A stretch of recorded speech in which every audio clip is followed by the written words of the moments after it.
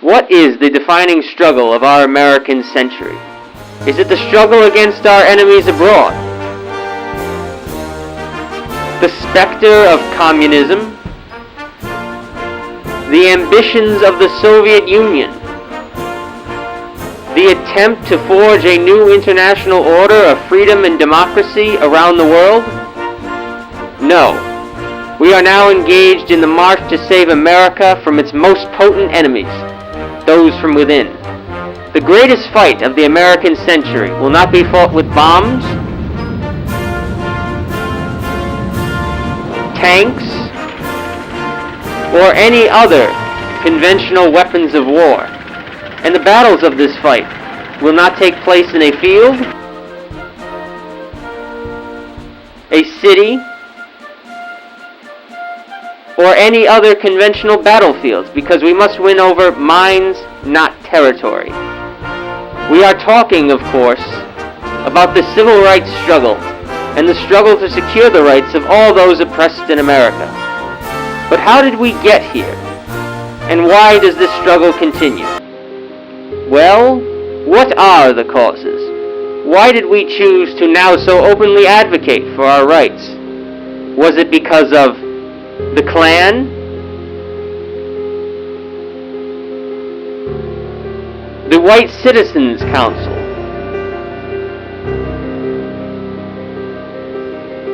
Or even George Wallace? No. They alone did not force us to take matters into our own hands. American society itself has. And we stand on the shoulders of those who showed us how direct action is the only way to equality for all. We must start at the beginning then, to show how this great civil rights tradition can guide us in these chaotic times. Surely we can trace many stops and starts on the path to full equality and American citizenship. We could have started with the abolitionist movement, or the Underground Railroad, or even the brutality of Reconstruction. But to show what made this present moment possible, we do not have to go so far back. Instead, let us look to World War II, that terrible war which catapulted us into the American century, a war that required all the American people to unite under a common cause, the defeat of Nazi Germany, fascist Italy, and Imperial Japan.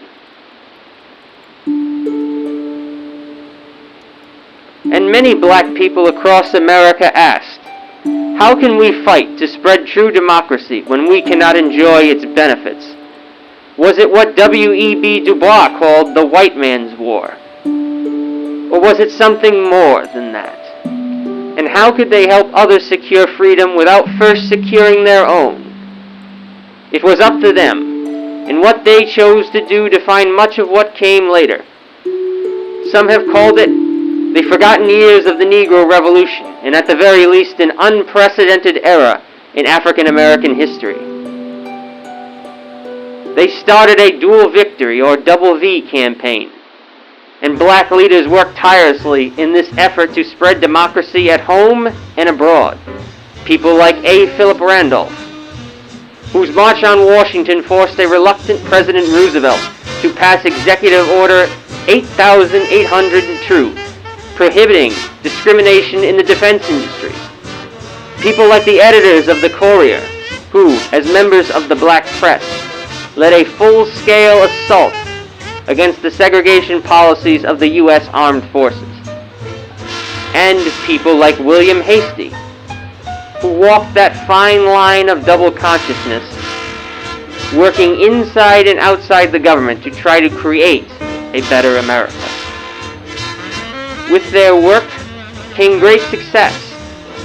Wartime brought transformations in employment, geography, and social status, which permanently affected the African American community, and ushered in unquestionable gains in employment, especially in the federal government. But then came the end of the war, A terrible fear came over black Americans all over the land. The joy of victory was subdued in Negro neighborhoods. The happiness of news of Japan's surrender came with the knowledge that, for them, the war against discrimination and segregation at home was not over. And how were we to cope with all these uncertainties? Would social, economic, and political gains be lost after the war without a fight? No. As Martin Luther King Jr. said later, the time came when we could not wait any longer. A growing militancy in our communities demanded the fruits of prosperity. First came the legal challenges to desegregation, led by the NAACP.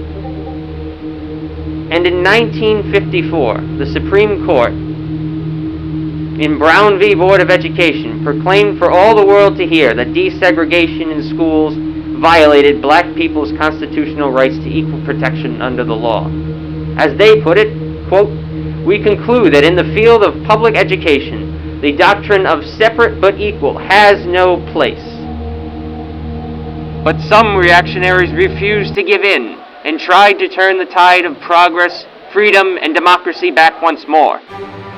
Take, for example, the signers of the Southern Manifesto, who hid their apologies for racial prejudice in appeals to Southern customs and traditions and the Southern way of life, as if any tradition could overturn the supreme law of the land. More than that, they, once the so-called bastions of the rule of law, encouraged mass resistance against it, vowing to fight the court's decision to the bitter end. Others desired to make freedom a matter of compromise. They scolded us for not being more patient. They said our actions were unwise and untimely. Preferring order over justice, they believed they could set the timetable for another man's freedom. Yet we, obeying the call of a loyal Negro soldier and so many others to win democracy at home, cried out with one voice, "We can never be satisfied until justice rolls down like waters." And we expressed our rightful dissatisfaction and our rightful impatience. We acted, and we acted quickly. We forced America's schools, North and South, to integrate when the Supreme Court could not. We chartered buses, and sometimes avoided them, to drag the shameful brutality of segregation into the light of public opinion. We went to the streets, and to lunch counters too, and we, like A. Philip Randolph and others before us, marched on the streets of Washington, D.C. again to tell those in power, "We shall overcome." And we did. Beatings and fire hoses could not stop us. In 1964 and 1965, our efforts bore fruit. The 24th Amendment, eliminating the poll tax. The Civil Rights Act of 1964, ending segregation in public places. And the Voting Rights Act of 1965, securing our right to vote. With this movement and its successes came a new militant younger generation, led by people like John Lewis, Joyce Ladner, and many others, whose tactics bewildered white supremacists and impressed many other Southerners. Inspired by the noble example of the Double V campaign, these young men and women resolved to cash a check, to collect now and not later, what the Constitution and the Declaration of Independence entitled them to. And with this also came new obstacles and new questions. How should the militant younger generation respond to some of the seeming failures of the nonviolent civil rights movement? The filibustering of Southern senators, the murders of civil rights workers. Should we continue to embrace the love thy enemy approach, or should we replace the nonviolent integrationist perspective with black nationalism and slogans like black liberation and black power? The answer? It is up to you. We have shown you a prelude to the civil rights movement of today and tomorrow. For each to succeed, they need your help, because the effects of the struggle against racism continue to this day and will continue long after. With this new movement will come new goals, new methods of pressure, and new allies and advocates. And they will involve those that took inspiration from us and joined hands with us. We must join our struggles to theirs and demand equal protection under the law for all: the poor, the working class, women, those of the gay community, and many others. Well, what will you do?